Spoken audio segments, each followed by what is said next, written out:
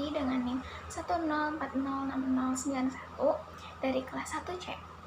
Di sini saya akan membuat video yang berisi penjelasan tentang materi teori keperawatan. Tujuan saya membuat video ini untuk memenuhi tugas remedial mata kuliah konsep dasar keperawatan. Oke, langsung saja saya akan membahas satu persatu. Pertama, apa sih teori itu? Menurut Parker, teori yaitu sebuah gagasan atau ide yang menjelaskan pengalaman, menafsirkan pengamatan, menggambarkan hubungan dan proyeksi hasil. Dalam konteks keperawatan, teori keperawatan merupakan suatu rangka konseptual yang sistematis dan logis untuk menjelaskan, memprediksi, dan mengatur praktik keperawatan. Teori ini membantu perawat memahami proses keperawatan, membuat keputusan, dan meningkatkan kualitas pelayanan. Yang kedua, ada fungsi teori keperawatan. Beberapa fungsi teori keperawatan diantaranya: 1. Memberikan kerangka pemikiran. Teori keperawatan menyediakan dasar pemikiran yang sistematis dan terstruktur untuk memahami konsep-konsep dalam keperawatan, seperti peran perawat, hubungan dengan pasien, dan faktor-faktor yang mempengaruhi kesehatan. Yang kedua, menentukan area keperawatan. Penentuan area keperawatan penting karena membantu perawat fokus pada kompetensi dan keahlian tertentu yang sesuai dengan kebutuhan pasien dan lingkungan. Yang ketiga, menentukan tujuan keperawatan. Menetapkan tujuan yang jelas, memungkinkan perawat untuk merencanakan tindakan yang tepat, serta memberikan arah yang jelas dalam melaksanakan intervensi perawatan. Yang keempat, menjelaskan cakupan praktik keperawatan. Dengan pemahaman tentang cakupan praktik, perawat dapat bekerja secara efektif dan sesuai dengan peraturan yang ada, menjaga profesionalisme dan memastikan keselamatan pasien. Yang terakhir, meningkatkan kualitas layanan keperawatan. Teori membantu dalam meningkatkan kualitas pelayanan dengan memberikan pendekatan yang lebih sistematis dan terarah, memastikan bahwa perawatan yang diberikan sesuai dengan standar ilmiah dan kebutuhan pasien. Selanjutnya, ada komponen teori. Komponen teori terdiri dari: pertama, konsep. Konsep adalah ide atau gagasan abstrak yang digunakan untuk menggambarkan elemen penting dalam teori. Yang kedua, definisi. Setiap konsep dalam teori perlu memiliki definisi yang jelas dan spesifik agar dapat dipahami secara konsisten. Yang ketiga, asumsi. Asumsi yaitu anggapan dasar tentang konsep yang digunakan sebagai fondasi untuk membangun teori. Yang terakhir ada fenomena. Fenomena dalam komponen teori merujuk pada peristiwa, kejadian, atau hal-hal yang dapat diamati dan dijelaskan melalui teori tersebut. Selanjutnya ada tingkatan teori. Tingkatan teori diantaranya yang pertama, metateori, di mana cangkupan metateori sangat luas dan mencangkup analisis, evaluasi, dan pengembangan lebih lanjut dari teori-teori yang ada. Yang kedua, ada grand theory. Grand theory ini cangkupannya luas dan umum yang mencangkup berbagai fenomena dan konsep dalam bidang tertentu. Yang ketiga, ada middle range theory. Teori menengah lebih spesifik daripada teori grand dan berfokus pada aspek-aspek tertentu dari fenomena yang lebih terbatas. Yang terakhir ada praktik teori atau teori terapan. Ini yaitu teori yang lebih praktis dan fokus pada penerapan dalam situasi nyata. Berikutnya ada macam-macam teori. Yang pertama ada teori Florence Nightingale. Dalam teori keperawatan Florence Nightingale ini, lingkungan berperan sebagai faktor yang sangat berpengaruh terhadap kesehatan pasien dan kesembuhannya. Nightingale membagi lingkungan menjadi beberapa elemen, termasuk yang pertama ada lingkungan fisik. Lingkungan fisik mencakup faktor-faktor eksternal yang dapat memengaruhi kesehatan pasien seperti ventilasi yang baik, pencahayaan yang cukup, kebersihan dan sanitasi, kondisi suhu yang nyaman, dan kebisingan yang minim. Yang kedua ada lingkungan psikologis. Lingkungan psikologis berkaitan dengan kondisi emosional dan mental pasien. Florence Nightingale menekankan pentingnya faktor psikologis dalam penyembuhan pasien yang meliputi dukungan emosional. Pasien perlu merasa diterima dan dihargai.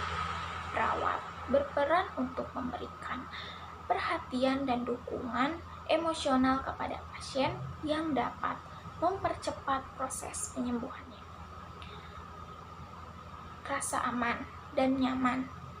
Kondisi lingkungan yang memberikan rasa aman seperti tidak adanya ancaman atau ketidakpastian akan membuat pasien merasa lebih rileks. Yang selanjutnya, pengurangan kecemasan dan stres.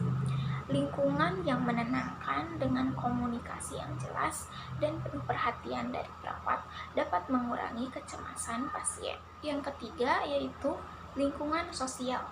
Lingkungan sosial merujuk pada hubungan pasien dengan orang lain di sekitarnya, baik itu keluarga, teman, maupun tenaga kesehatan lainnya.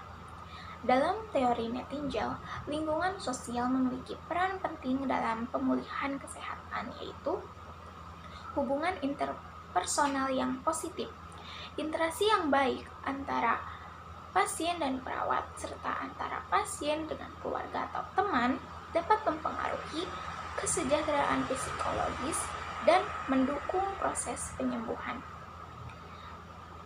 Selanjutnya, dukungan keluarga.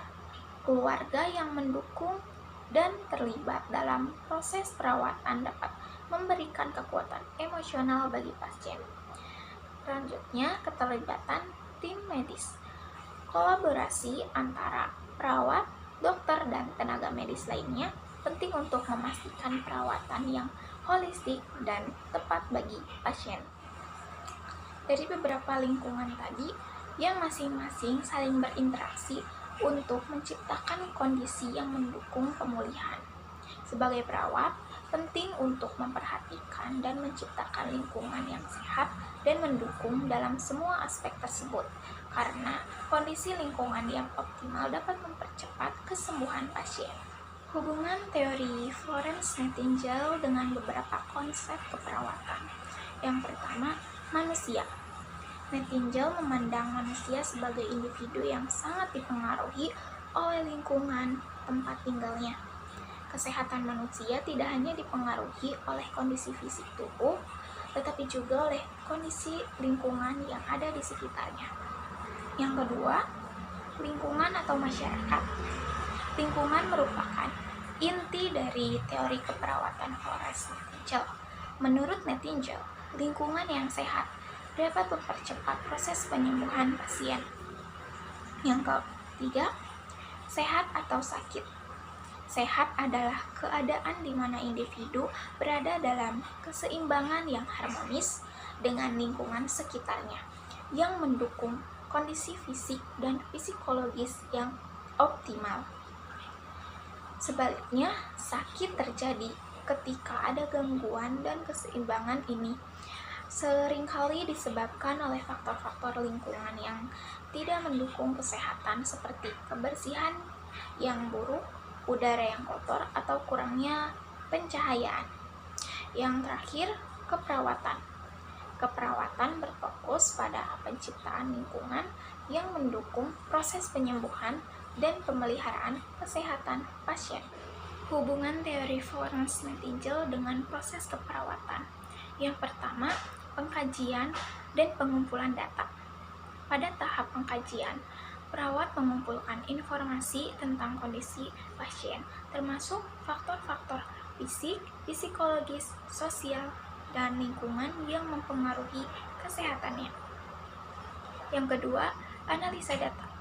Analisa data merujuk pada proses untuk memahami dan mengevaluasi informasi yang diperoleh tentang pasien, lingkungan, dan faktor-faktor yang dapat mempengaruhi kesehatan pasien. Yang ketiga, masalah. Masalah dapat merujuk pada tantangan atau hambatan yang dihadapi dalam upaya menciptakan dan mempertahankan lingkungan yang sehat untuk mendukung pemulihan pasien. Yang keempat, diagnosa keperawatan. Dalam hal ini, diagnosa tidak hanya berfokus pada masalah medis, tetapi juga pada masalah yang berkaitan dengan lingkungan yang dapat mempengaruhi kesehatan pasien. Yang kelima, implementasi. Pada tahap implementasi, perawat melaksanakan rencana yang telah disusun. Dalam teori Nightingale, perawat berperan dalam menciptakan dan memelihara lingkungan yang mendukung pemulihan pasien. Yang terakhir, evaluasi. Tahap evaluasi dilakukan untuk menilai apakah intervensi yang diberikan telah berhasil dan apakah tujuan yang ditetapkan tercapai. Yang kedua ada teori Dottoria Orem. Orem berfokus pada konsep perawatan diri atau self-care. Teori ini mengemukakan bahwa perawatan kesehatan yang efektif bergantung pada kemampuan individu untuk merawat dirinya sendiri. Konsep utama dalam teori Dottoria Orem, yang pertama, perawatan diri atau self-care. Yang kedua, defisit perawatan diri. Yang ketiga, keperawatan atau nursing care. Yang ketiga, teori Virginia Henderson. Teori Virginia Henderson adalah salah satu teori keperawatan yang paling terkenal dan dikenal sebagai teori kebutuhan dasar manusia.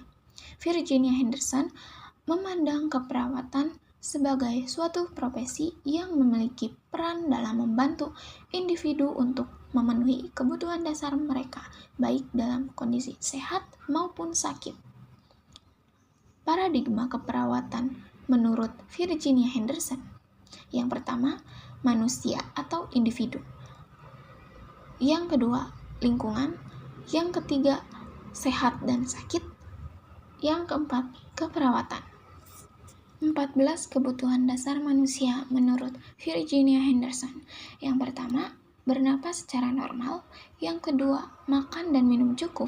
Yang ketiga, eliminasi. Yang keempat, bergerak dan mempertahankan posisi yang dikehendaki. Yang kelima, istirahat dan tidur. Yang keenam, memilih cara berpakaian. Yang ketujuh, mempertahankan temperatur tubuh dalam rentang normal.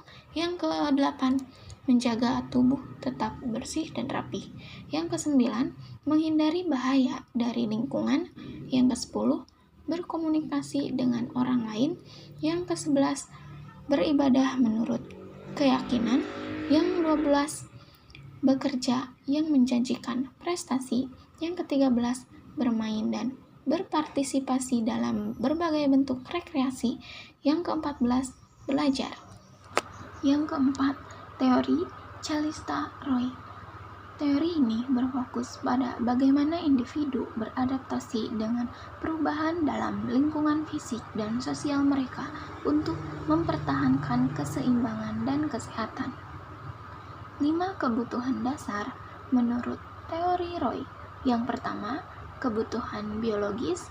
Yang kedua, kebutuhan psikologis. Yang ketiga, kebutuhan spiritual.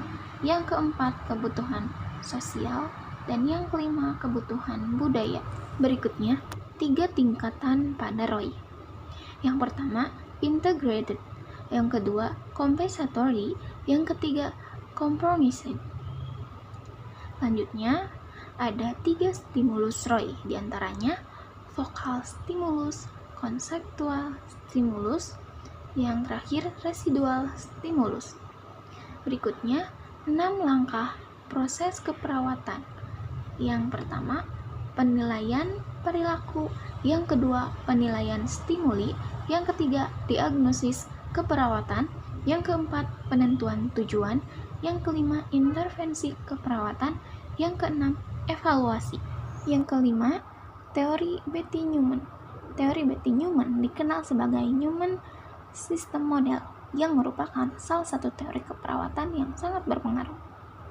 Di sini ada elemen kunci dalam Newman System Model, di antaranya 1. Manusia, 2. Stresor, 3. Batas pertahanan, 4. Keseimbangan, 5.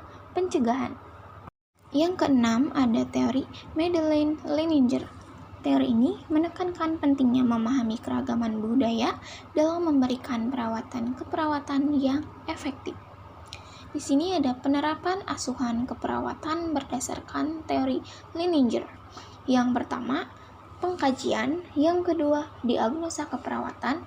Yang ketiga, perencanaan dan implementasi. Dan yang terakhir, evaluasi.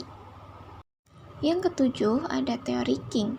Teori King ini adalah salah satu teori keperawatan yang dikenal dengan teori interaksi dan transaksi.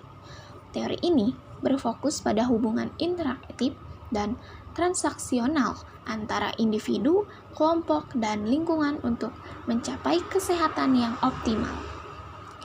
Dan di sini ada penerapan teori King dalam praktik keperawatan, diantaranya 1. Pengkajian, 2. Diagnosis keperawatan, 3. Perencanaan, 4. Implementasi, dan yang terakhir evaluasi. Yang kedelapan ada teori Hildegard Peplau. Teori Peplau adalah salah satu teori keperawatan yang berfokus pada hubungan interpersonal antara perawat dan pasien. Di sini ada proses interpersonal dari teori Peplau. Di antaranya 1. Tahap orientasi, 2. Tahap identifikasi, 3. Tahap eksploitasi, dan yang keempat, tahap resolusi. Terakhir ada teori Jane Watson. Teori Jane Watson adalah salah satu teori keperawatan yang dikenal dengan teori human caring.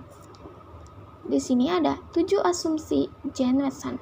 Yang pertama, asuhan keperawatan dilakukan dengan secara interpersonal. Kedua, asuhan keperawatan terdiri dari karakter faktor. Ketiga, meningkatkan kesehatan dan pertumbuhan. Keempat, respon asuhan keperawatan sekarang dan masa depan. Kelima, lingkungan asuhan keperawatan. Keenam, asuhan keperawatan lebih heterogenik daripada pengobatan. Dan yang ketujuh, praktik asuhan keperawatan sentral dalam keperawatan. 10 karakter faktor. Yang pertama, pembentukan hubungan humanistik altruistik sistem. Yang kedua, penanaman fight hope. Yang ketiga, mengembangkan sensitivitas. Yang keempat, membangun hubungan helping trust. Yang kelima, meningkatkan dan menerima pengekspresian diri. Yang keenam, menggunakan metode penyelesaian masalah yang sistematik. Yang ketujuh, peningkatan pengalaman belajar mengajar interpersonal. Yang kedelapan, menyediakan dukungan. Yang kesembilan, membantu dengan memenuhi KDM atau kebutuhan dasar manusia. Yang ke-10, menghargai untuk kekuatan eksistensial.